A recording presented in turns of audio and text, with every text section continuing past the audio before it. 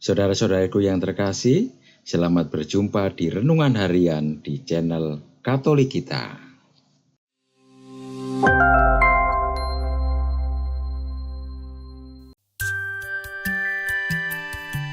Hari ini, Sabtu, 21 September 2024, Pesta Santo Matius, Rasul dan Pengarang Injil. Bacaan pertama.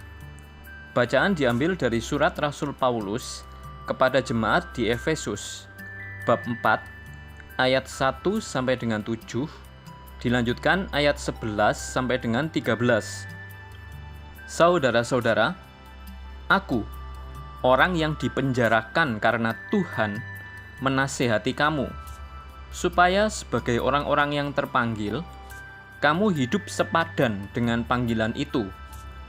Hendaklah kamu selalu rendah hati, lemah lembut, dan sabar.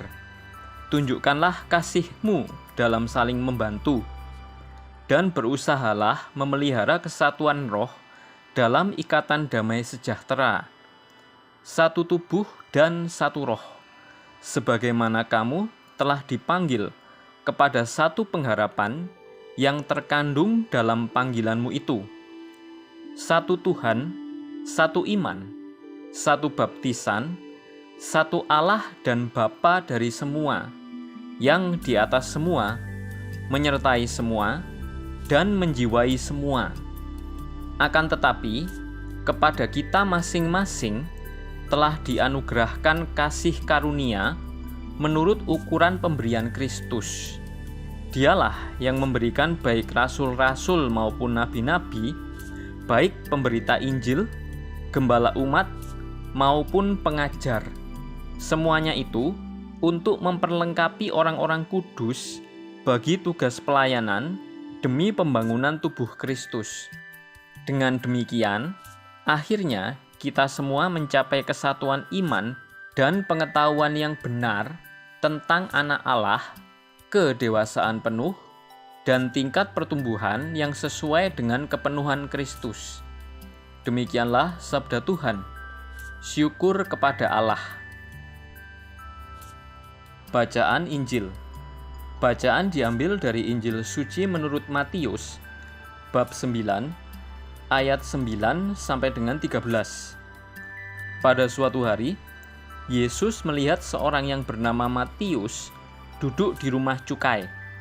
Yesus berkata kepadanya, "Ikutlah aku." Maka berdirilah Matius, lalu mengikuti dia.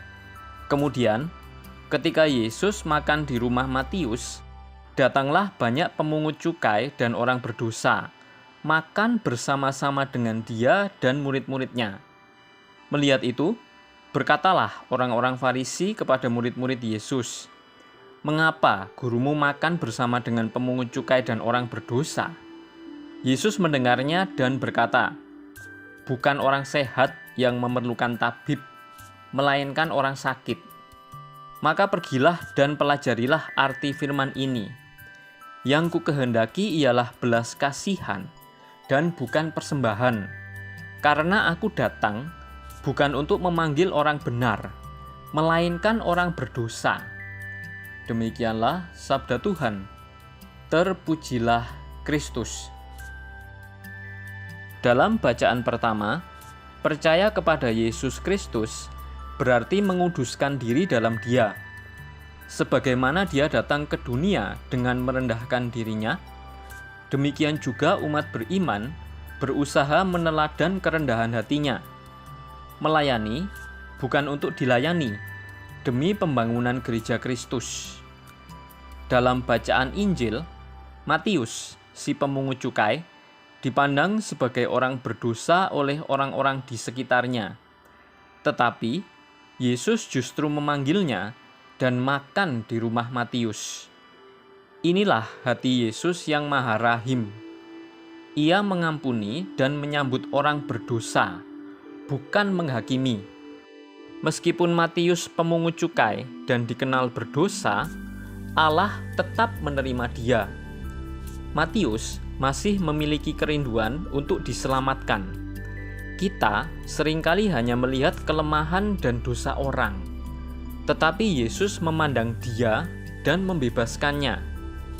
Bila hati penuh dengan penghakiman kepada sesama, kita tidak akan punya waktu untuk mengasihinya.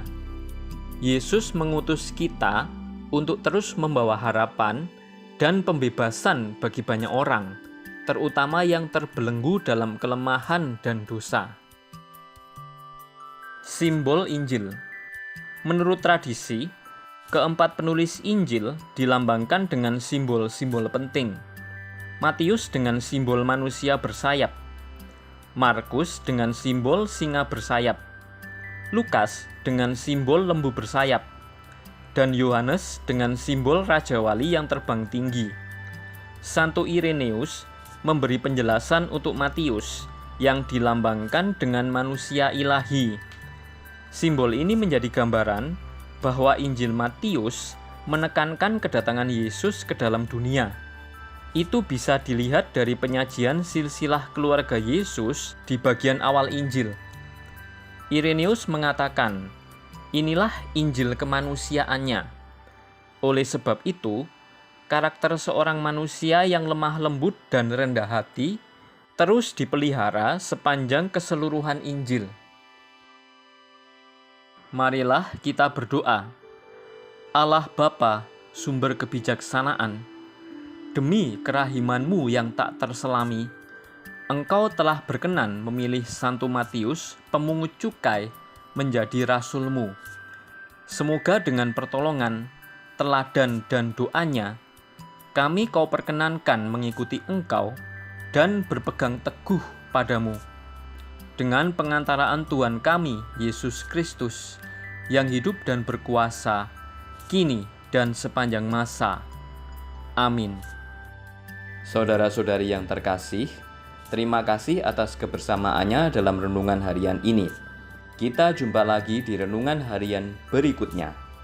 Berkah dalam.